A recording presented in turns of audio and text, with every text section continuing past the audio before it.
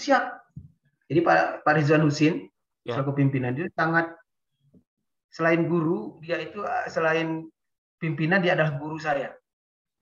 Dia sangat mensupport saya untuk membuat bisnis sendiri.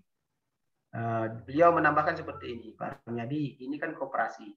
Koperasi ini saat ini memiliki aset sekitar, pada waktu itu sekitar 15 miliar, ada secara hitung dan segala macam. Dan ini bukanlah milik kita, adalah milik anggota. Ketika nanti Pak Armiadi tidak lagi menjabat, maka Pak Armiadi itu menjadi orang biasa.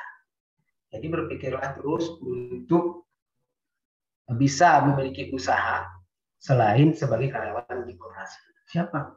Dia sangat mendukung untuk saya membuat terusan produk ini menjadi produk jadi. Ketika itu disetujui, saya mulailah mencari mesin roasting di Takengon. Mencari mesin roasting di Takengon, lalu membawa green bean yang saya punya ini, saya mencari di mana sih ada roasting di Takengon. Ternyata pada waktu itu belum ada. Belum ada ya? Belum ada, 2009 itu belum ada. Ada, tapi dimiliki oleh kelompok tani yang mesinnya masih buatan Jember, yang dibagi oleh pemerintah daerah. Pada waktu itu saya jumpa akhirnya dengan, saya lupa abang itu namanya, di Payatumpi. Jumpa dengan mesin roasting di Payatumpi, saya mencobalah mensangka, memakai jasa mesin tersebut di sana, saya roasting, lalu saya mulai menawarkan kepada orang-orang yang datang, termasuk orang-orang kontaknya yang simpan, meminta bubuk itu. Nah, waktu ketika pameran tadi, dia kan minta bubuk, saya simpan nomornya, saya berusaha untuk mengirimkannya pada dia. Itulah cikal bakal dari rasa kopi. Rasa kopi. Ketika itu saya roasting, saya packing, saya kirim ke Jakarta dan teman-teman yang ikut pameran itu, alhamdulillah permintaannya sekian hari sekian bertambah. Gitu ya. Dan pada waktu itu saya belum memiliki satupun mesin, masih memiliki teman yang bisa merostingkan kopi saya. Begitu Bang Yus. Awalnya dari kerja sebagai karyawan perusahaan dan pemilik bisnis owner rasa kopi, jika bapaknya seperti itu. Ya. Seriusnya kemudian mengurusi usaha sendiri tadi itu kapan? Dan waktu itu tadi ini kan mulai merosting ya.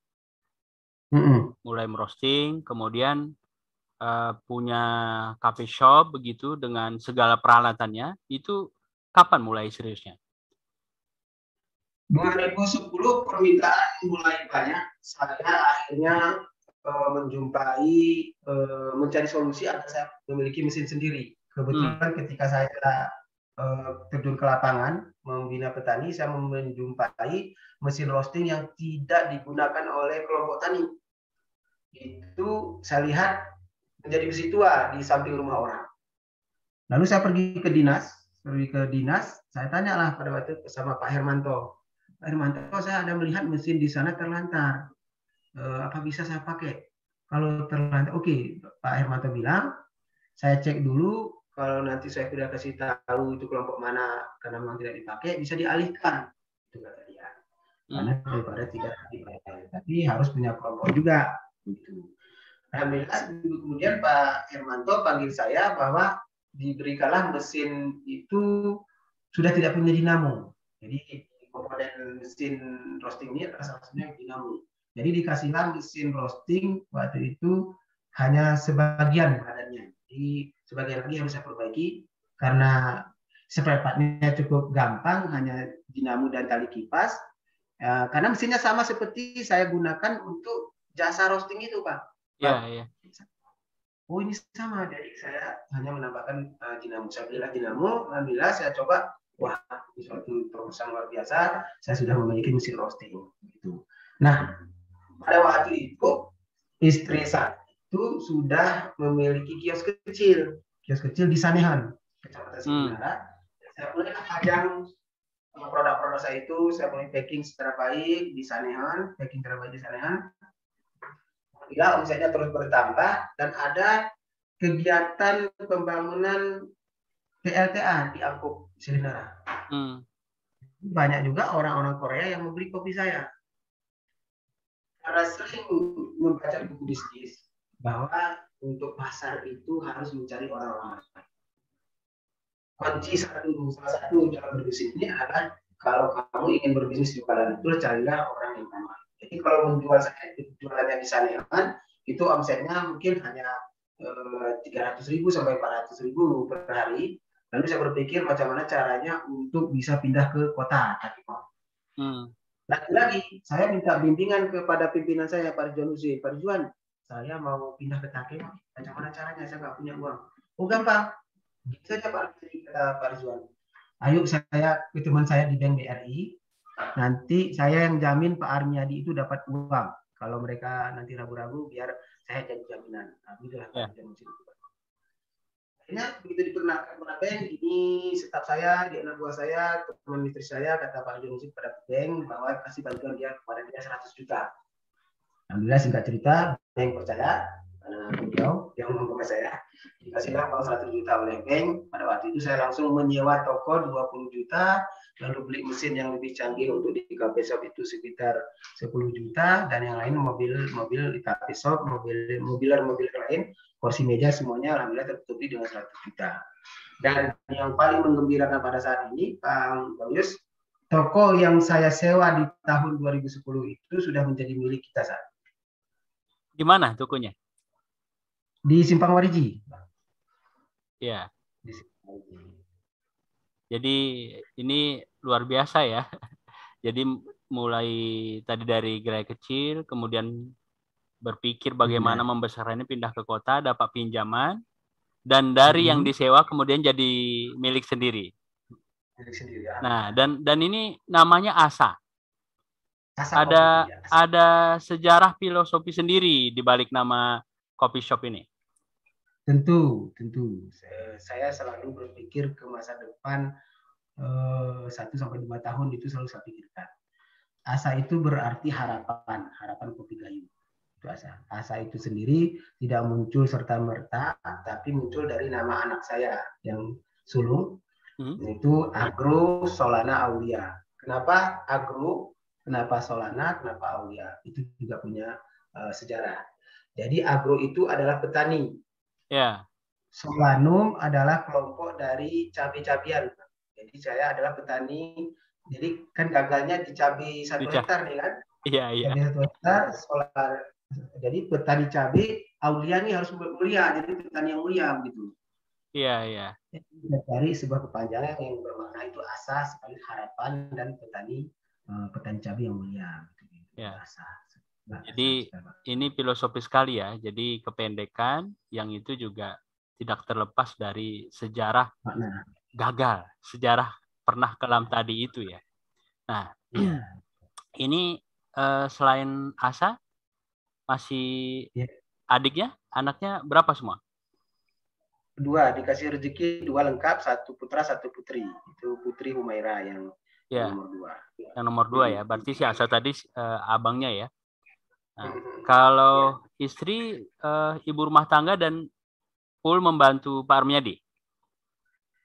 Dulu istri ini kelas masa-masanya pernah minta untuk jadi guru TK. Karena mindset yang saya miliki adalah usahakan tidak bekerja pada orang lain, tapi memiliki bos. Saya tidak izinkan istri untuk menjadi guru TK. Lalu saya mengatakan bahwa kita bagi tugas. Bahwa coffee shop ini adalah urusan kamu. Jadi dia yang kelola. Jadi setelah jadi itu saya serahkan ke beliau untuk mengelola keuangan karena saya orang yang tidak bisa mengelola keuangan. Artinya supaya lebih efisien maka kita beri kewenangan kepada istri untuk mengelola coffee shop. Jadi dia mengelola. Jadi kita akhirnya buat sistem, dia mengelola, dia mengawasi. Karena saya kan masih pada tahun yang sama itu 2010 saya diangkat juga jadi PNS. Kenapa saya diangkat jadi PNS? Karena pada waktu itu saya diangkat oleh kampung menjadi sekretaris kampung. Dan sekretaris kampung di Aceh Tengah pada waktu itu diangkat semuanya jadi PNS. Jadi PNS. Jadi PNS dan alhamdulillah saya jadi PNS. Mulailah waktu saya tidak bisa terbagi lagi. Saya kerja di perusahaan selaku sekretaris perusahaan. saya bekerja di desa sebagai PNS, saya punya perusahaan milik sendiri.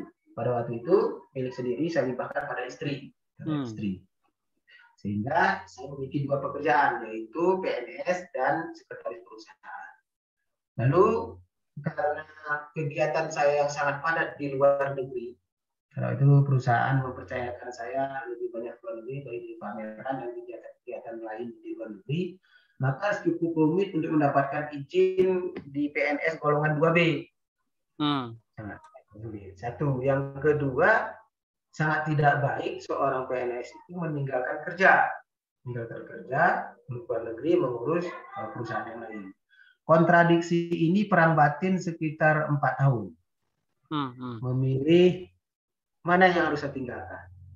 Ini kesuksesan mulai mengejar saya terus dari semakin besar, kedua sisinya semakin besar, PNS-nya di perusahaannya dan milik sendiri semakin besar, tapi saya sudah harus memilih. Karena golongan saya pada waktu itu adalah 2B, dan saya sempat kuliah lagi sambil itu sampai S2. Akhirnya saya memutuskan untuk keluar dari PNS. Gitu Bang. Saya itu di kopi itu juga sudah bentar, sudah dengan kopi, lalu saya ke luar negeri, lalu punya perusahaan juga tentang kopi. Saya pikir satu sisi harus saya tinggalkan untuk menghindari ajab menjadi akhirat karena pada pekerjaan yang kita korupsi, ya tidak bekerja tapi gajinya kita ambil, itu Bang Yus. Ya. Ini saya putuskan untuk mundur dari PNS 2016, gitu. Mundur dari PNS 2016 ini kan tidak semua orang punya keberanian membuat keputusan seperti ini, ya. Dengan posisi sudah nyaman ya, nyaman dan aman. Dan memilih posisi tidak aman, serba tidak pasti, karena kan ini bisnis ya. Jadi dari 2016 itu makin fokus ke usaha tadi, usaha sendiri, walaupun secara coffee shop dan keuangannya ini sepenuhnya dimanajeriali oleh istri. Ya, dan Pak Armiadi masih tetap sampai sekarang ya di koperasi tadi ya? Di koperasi saya mundur selangkah juga, Bang. Nah, kemudian seiring dengan berkembangnya produk kopi, saya akhirnya mulai mengenal produk kopi specialty. Ya, mengenal produk specialty sehingga saya kirim kopi ini sampelnya ketika keluar negeri, saya membawa kopi-kopi yang specialty yang tidak bisa disediakan oleh perusahaan. Jadi ketika ada satu pameran, yang pameran tersebut meminta kopi specialty, perusahaan tidak bisa penuhi karena koperasi hanya menyediakan kopi grade 1, Bang. Lalu ketika kita sampel itu upload, perusahaan tidak bisa menghandle bahwa kopi tersebut bisa dikirim dari koperasi, sehingga ini cikal bakal saya menjadi eksportir. Ya. Nah, perusahaan dari Baburahan ini membuat anak perusahaan agar kami yang karyawan dan orang yang ada di Baburahan itu bisa mengeksplorasi diri dan ekspor. Lalu perusahaan ini membuat anak perusahaan yang bisa difasilitasi ekspor, yang namanya itu PT Mekat Komoditi. Nah, jadi akhirnya saya bisa menggunakan PT Mekat Komoditi ini untuk ekspor ke luar negeri. Ya. Iya. Itu mulai tahun berapa? Itu mulai 2017. 2017 ya? Ya, 2017. Sehingga 2018 saya sudah khusus mengolah kopi secara khusus untuk diekspor ke luar negeri melalui PT Mekat Komoditi bersama teman saya Iwan Tosa Putra. Begitu, Bang. Ya. Kalau untuk pendiri, Pak Armiadi include pendiri? Saya sebagai pendiri di PT Mekat Komoditi Kayu. Di sana di jabatannya itu komisaris. Ya, komisaris ya. Jadi komisaris. Dari situ menekuni ekspor. Selain tetap ekspor. Jadi jabatan saya itu bertambah sebagai eksportir sebagai owner Asa Kopi, juga sebagai sekretaris perusahaan. Iya, iya. Sampai sekarang? Sampai sekarang. Ya. Kalau sekretaris perusahaan, sekarang saya mundur satu langkah agar memberi kesempatan kepada generasi yang lain. Saya sudah cukup lama, 12 tahun di sekretaris, saya akhirnya mundur agar ada peluang yang saya miliki ini diduduki oleh generasi muda yang lain yang sehingga bisa memberikan kontribusi yang lebih besar bagi koperasi, begitu Pak. Ya, di samping seperti kepercayaan, dorongan dan dukungan gurunya Pak Armiadi, ya, tentu ini harapannya juga mereka akan membuka usaha sendiri, kemudian bagaimana mengembangkan kopi ini jadi lebih bagus, lebih besar ke depannya ya. Nah, jadi ini berbicara ekspor kopi. Ini kan mulai tadi 2017 ya. 2017 sampai sebelum pandemi dan pandemi ini. Bisa digambarkan tidak Pak Armiadi bagaimana perkembangannya untuk eksportir ini yang Pak Armiadi sendiri? Saya melihat dunia ekspor itu dulunya itu dalam bayangan saya itu rumit. Begitu kami masuk ke dunia ekspor ternyata itu tidak benar. Jadi kepada pecinta channel Bang Yusradi, kalau cerita ekspor itu seperti sebuah sesuatu yang rumit di kepala kita, ternyata itu tidak benar. Begini ceritanya. Pada waktu itu kami membawa kopi pilihan. Ya. Kopi pilihan. Kalau kopi yang di sana itu kapasitasnya besar, itu sampai 5 sampai 10 kontainer per perusahaan. Itu hanya kapasitas perusahaan besar. Jadi kami sebuah perusahaan kecil membawa sebuah kopi baik yang kapasitasnya 1 sampai 5 ton. Nah, ketika kami menguasai kepada mereka, lalu dicicipi oleh buyer-buyer ini, mereka tuh terkejut, langsung terkejut. Ini kopi apa? Dibilang. Kenapa kopi ini tidak pernah muncul sebelumnya? Nah, begitu katanya. Sebenarnya kopi ini tidak dipisahkan saja, hanya digabung menjadi kopi biasa. Karena memiliki pengetahuan dan perkembangan industri kopi ini mulai dipisah-pisahkan menjadi kopi-kopi spesialty. Ketika kami bawa kepada bayarnya terkejut. Satu hal yang sangat shock bagi kami adalah ketika bayarnya itu tanya begini, Pak. Kamu bisa suplai kopi ini berapa kontainer per bulan? Kami bingung. Mulailah sebuah pemikirannya. Dia bisa kami jawab. Karena kopi ini kapasitasnya tidak besar. Hanya yang dibutuhkan adalah proses yang betul-betul rumit ini konsisten. Ya. Jadi kopi-kopi pilihan ini diproses secara baik, secara benar, lalu dipisahkan menjadi kopi spesialty. Ketika bayarnya tanya berapa kontainer bisa kamu suplai untuk saya per bulan, itu nggak bisa kita jawab. Ternyata kopi ini tidak susah menjualnya. Yang susah adalah konsistensi menciptakan kopi yang sama. Jadi banyak teman-teman berkata pada saya sama seperti bagaimana caranya saya bisa ekspor? Kalau ekspor gampang saja. Sekarang produk kamu itu bisa kamu jamin enggak kalau A kamu jual, besok pun A kamu jual. Nah itu dia juga nggak bisa jawab. Nah dari situ kami mulai kembali pulang ke tanah air, mulai berpikir ini macam mana caranya kopi. Ternyata kopi yang kami kasih itu salah kasih, Bang. Terlalu baik, terlalu bagus, ya terlalu bagus sehingga kita akhirnya berpikir ulang untuk membuat kopi yang bagus secara terus-menerus. Kopi yang bagus secara terus-menerus itu harus kita kunci dari kebunnya, dari nama pemiliknya, yang tidak boleh bergeser, dan prosesnya.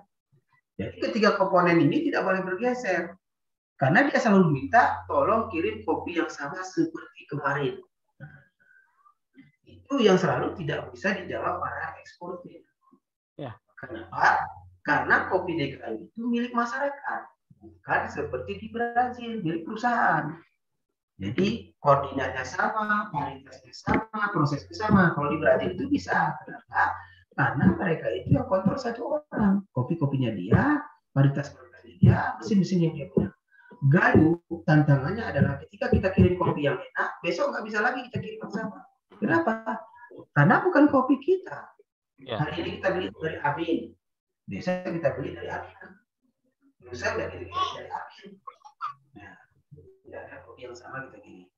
Sehingga ini menjadi tantangan bagi kami saat ini, macam mana menciptakan kopi yang baik secara terus-menerus dalam kapasitas yang besar. Begitu ya, Bang? Ya. Kalau secara angka, dari 2017 sampai sebelum pandemi itu, yang diekspor berapa kira-kira per tahunnya itu? Kalau dari PT Mekar itu cukup besar, karena PT Mekar itu adalah kumpulan dari teman-teman, dari karyawan-karyawan kebudayaan yang mau ekspor. Saya sendiri itu setiap tahun sekitar 5 ton kopi spesial. Sekitar 5 ton. Sekitar 5 ton setiap tahun. Dan kalau secara perusahaan itu sekitar perusahaan kita saat ini paling banyak mungkin ada 8 kontainer per tahun untuk perusahaan untuk dibekat. Nah, karena nanti dari Iwan nanti ada sebagian, dari saya sebagian, dari teman yang lain sebagian. Gabung seperti itu. Itu jadi ekspor. Ya. Karena harganya itu cukup jauh berbeda. Ya, ini sebelum pandemi. Setelah masuk pandemi, seperti apa, Pak Armiadi? Permintaan dan pengeksporannya seperti apa? Untuk ekspor jumlah di PT Mekar itu tidak berkurang jumlah ekspornya, bahkan meningkat. Yang berkurang itu harga. Ya. Harga berkurang itu adalah jumlah harga. Kalau dulu harganya kita jual bisa 140 per kilo, sekarang hanya 60-70 ribu per kilo. Permintaannya hampir sama. Di akhir-akhir ini, mungkin di bulan Mei 2021, itu sudah ada kendala lain, yaitu sistem pengiriman yang sedikit terhambat karena tidak tersedianya kapal. Ya, karena imbas pandemi ini ya. Nah, ini kan jadi tantangan Pak Armiadi dalam hal pengolahan, kemudian pengiriman kopi spesialty. Karena pemilik kopi di Gayo itu masyarakat, petani. Nah, jadi kemudian apa yang dilakukan Pak Armiadi dan teman-teman supaya ini kopinya bagus, kualitasnya bagus, pengolahannya benar, sehingga konsistensi dan kualitas ini bisa dijaga? Pertama, kita harus servis petaninya. Yang pertama. Ya. Servis petaninya ini kita harus menaikkan harga. Kalau gelondong biasa itu 10.000, Pak. Maka saya bisa beli biasanya 13.000, 3.000 sampai 4.000 dari harga biasa. Yang pertama. Yang kedua, saya dan teman-teman harus membuat proses masing-masing. Jadi buat lantai jemur sendiri, mesin pumper sendiri, tempat pencucian sendiri, dan tempat pemilihan sendiri. Itu yang agak berat. Jadi yang berat itu adalah petani dan prosesnya. Kita harus melakukannya sendiri. Ada konsistensi karena sistem itu ada di kita. Petani yang punya produk, nanti dia bisa mengolah karena salah olah, dia langsung menjadi konvensional, tidak lagi spesialty. Nah, yang berat itu adalah menyediakan fasilitas-fasilitas yang high class. Jadi fasilitas-fasilitas yang cukup mahal, seperti greenhouse, lantai jemur yang luas, dan modal kerja untuk kopi spesialty yang modalnya tinggi dan kapasitasnya tidak terlalu besar. Gitu dia, Pak. Ya. Jadi kesadaran di masyarakat sendiri seperti apa, Pak Armiadi? Ini kan perlu edukasi yang terus-menerus ya. Apalagi dengan permintaan pasar luar yang kualitasnya cukup ditentukan ya. Sekarang Gayo itu Takengon Aceh Tengah itu pandemi ini memiliki sebuah perubahan yang luar biasa. Luar biasa. apa itu? Perubahan dari generasi muda yang ikut menjadi pedagang, ikut menjadi processing kopi. Karena yang berhenti, lalu harga kopi yang mata itu anjlok, sementara semua sarjana di Aceh Tengah ini adalah memiliki kebun kopi, mereka mulai meniru. Jadi meniru seperti apa Asap Kopi, seperti apa merek lain. Maka merek kopi di Gayo ini mungkin sudah hampir 1000. Setiap buat merek sendiri lalu menjual satu. Itu cukup luar biasa. Cukup banyak, mungkin ya 5 kali lipat dari tidak pandemi. Ini ceritanya. Ketika dia jual itu hanya 10.000 per bambu, bahkan kemarin itu hanya mencapai 6.000 per bambu, 6.000 per bambu. Lalu dia banding dengan harga jual ke Jakarta itu misalnya bisa capai 50-60.000 per kilo, bahkan lebih per kilo. Mereka tuh berpikir, loh ini ada sebuah celah. Yang karena kita juga tidak punya pekerjaan, lalu membuat itu menjadi sebuah proses produk jadi. Jadi para generasi muda ini ya, generasi zaman now ini yang milenial ini muncul untuk lebih kreatif, karena mereka itu punya teknologi Instagram, WhatsApp, Facebook, punya produk, mereka itu punya kebun sendiri dan bisa belajar dari pamannya, dari abangnya cara proses. Dan mereka sekarang memulai produk-produk yang mereka buat itu sudah cukup banyak. Dan ini adalah sebuah kemajuan yang luar biasa di dunia pertanian kopi. Satu yang sedikit berkurang yaitu karena antusiasme para generasi milenial ini untuk kembali bertani. Sehingga ancamannya adalah siapakah petani kopi yang akan datang. Ya. Jadi bisa disimpulkan petani kopi Gayo itu sekarang para orang tua. Betul, iya. Betul. Jadi para orang tua, ya, lain adalah orang-orang yang setelah mencoba pekerjaan-pekerjaan lain gagal, baru jadi petani. Jadi petani adalah pilihan terakhir. Ya. Akibatnya apa? Orang-orang yang menjadi ini adalah pilihan terakhir, mereka itu tidak termotivasi untuk jadi petani yang baik.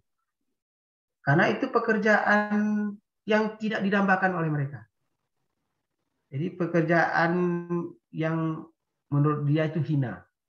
Sehingga ketidakadanya motivasi dalam bertani tersebut menyebabkan produktivitasnya itu rendah.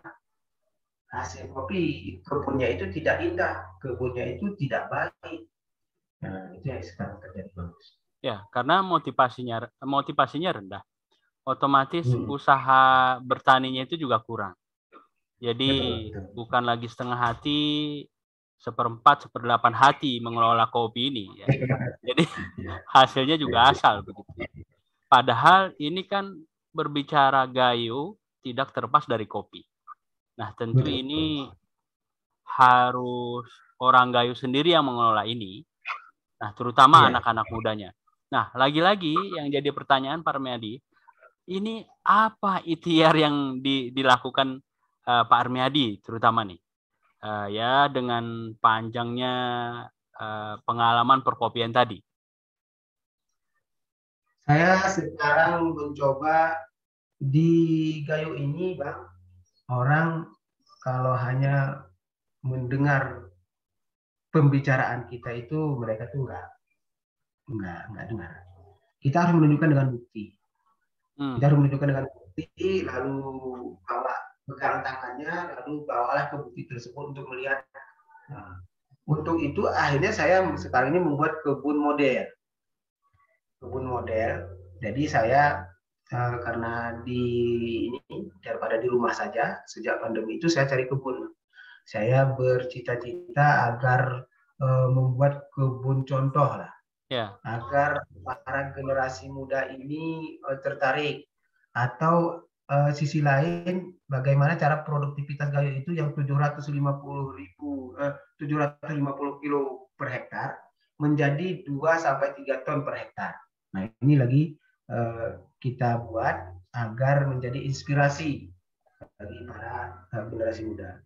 Sudah setahun umur kebun contoh ini, semoga tahun depan sudah menjadi bisa kita publikasi dan diajak belajar menjadi tempat edukasi, wisata, dan berbagi ilmu di sana. Ya. Itu upaya kita. Ya. Jadi ini upaya mengajar dengan contoh sekaligus ketauladanan ya. Supaya ini bisa jadi contoh, role model, kemudian motivasi eksternal kepada anak-anak muda terutama untuk menjadikan petani ini sebagai pilihan utama. Karena Gayo tidak terlepas dari pertanian dan kopi tadi ya.